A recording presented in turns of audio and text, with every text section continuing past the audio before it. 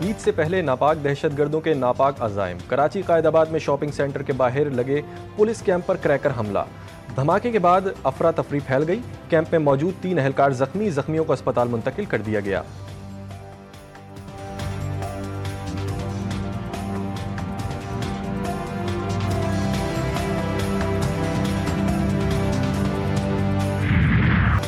Israel की गजा में बर्बरियत जारी, मुख्तलिफ इलाकों में बमबारी।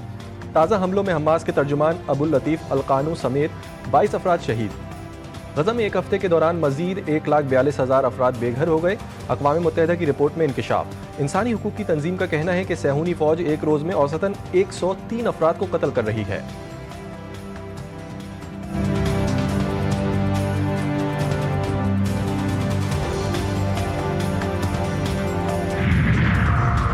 सहूनी वज़ीर आज़म बेंयामिन नेतन्याहू ने यरगमाली रिहा न करने पर गजा पर कब्जे की धमकी दे दी।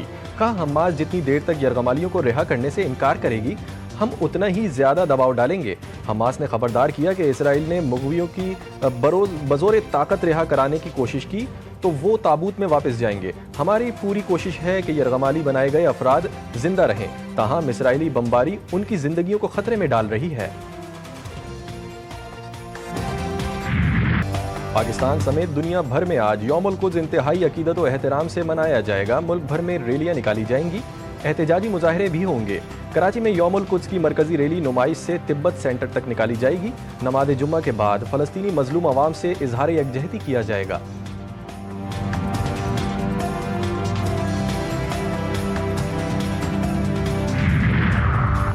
फ़लस्तीन में नस्ल कुशी की जा रही है, हमें फ़लस्तीन के मजलूमों की मदद और हिमायत करनी चाहिए। सरबरा मजलिस वहदतुल मुस्लिमीन अल्लामा राजा नासिर अब्बास की प्रेस कॉन्फ्रेंस। कहा, आज रमज़ान का आखिरी जुम्मा है, हम आज यौमुल कुद्स मनाएंगे। फ़लस्तीन के भाइयों को पैगाम देंगे कि हम उनके साथ खड़े हैं।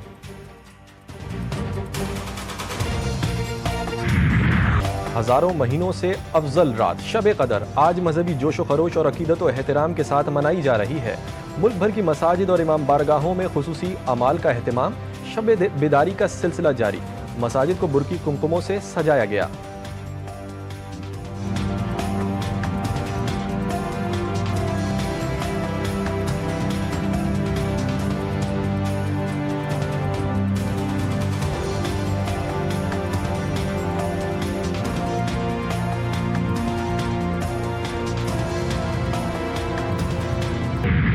माह मुबारक का सफ़र इख्तिताम की जानिब गामज़न। रमज़ान मुबारक की 27वीं शब GTV न्यूज़ की खुसूसी ट्रांसमिशन इरफान रमज़ान। उलमाए कराम की लैलतुल क़द्र की फजीलत और अहमियत पर गुफ्तगू। तिलावत व महफिल नात की पुरनूरो रूह परवर महफिल। शेफ गुलजार ने बनाए मज़े मज़े के पकवान।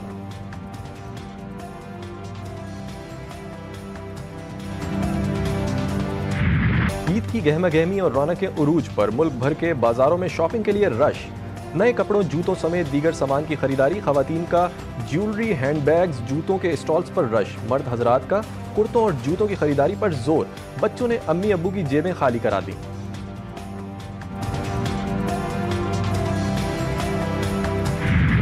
ईद उल फितर पर सबसे अलग नजर आने की जुस्तजू। खवातीन का ब्यूटी सैलून्स का रुख।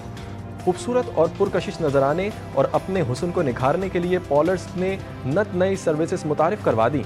मर्द हजरात ने भी बार्बर्स के पास डेरे डाल लिए।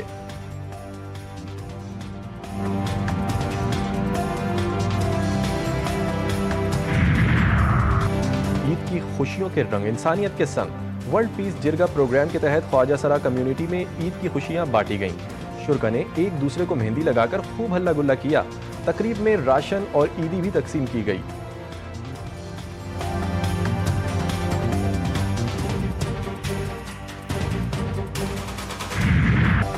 IMF अवामी रिलीफ में रुकावट।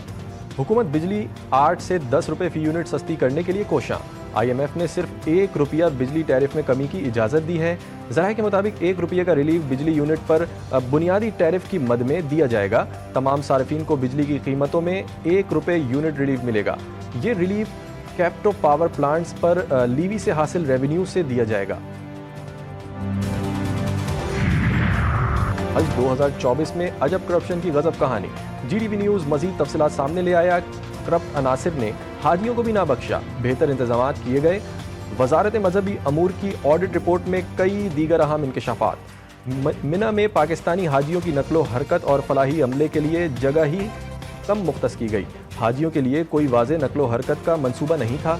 हाजियों को फौरी मदद हासिल करने में शदीद दुश्वारी का सामना करना पड़ा। बसों की कमी के बायस हाजियों को 3 से ज़्यादा चक्कर लगाने पड़े।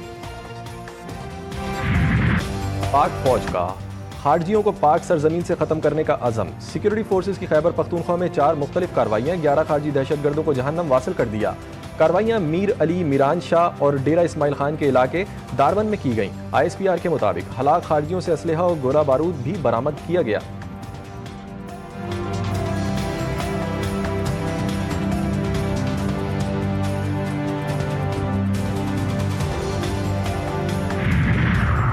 क्वेटा में डबल रोड पर पुलिस मोबाइल के करीब धमाका, एहलकार समेत 3 अफराद जाबाग जबकि पुलिस एहलकारों समेत 21 अफराद जख्मी हो गए। पुलिस के मुताबिक धमाके से एक गाड़ी और मोटरसाइकिल को नुकसान पहुंचा। जख्मियों में 2 बच्चे भी शामिल हैं। पुलिस सर्जन के मुताबिक 3 जख्मियों की हालत तशवीशनाक है।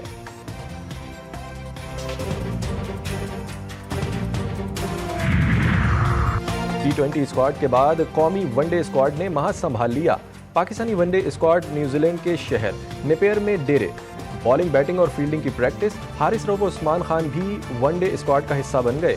T20 स्क्वाड में शामिल बाकी 5 खिलाड़ियों ने नेपियर में टीम को ज्वाइन कर लिया। और कीवी वनडे स्क्वाड को सीरीज से कबल झटका। वनडे क्रिकेट टीम के कप्तान टॉम लिथम जख्मी हो गए। न्यूजीलैंड कप्तान पाकिस्तान क्रिकेट टीम के खिलाफ सीरीज नहीं खेल सकेंगे। न्यूजीलैंड क्रिकेट बोर्ड के मुताबिक नेट प्रैक्टिस के दौरान टॉम लिथम के दाएं हाथ में गेंद लगने से फ्रैक्चर हो गया है। हेनरी क्लेंस को टॉम लिथम की जगह स्क्वाड में शामिल कर लिया गया।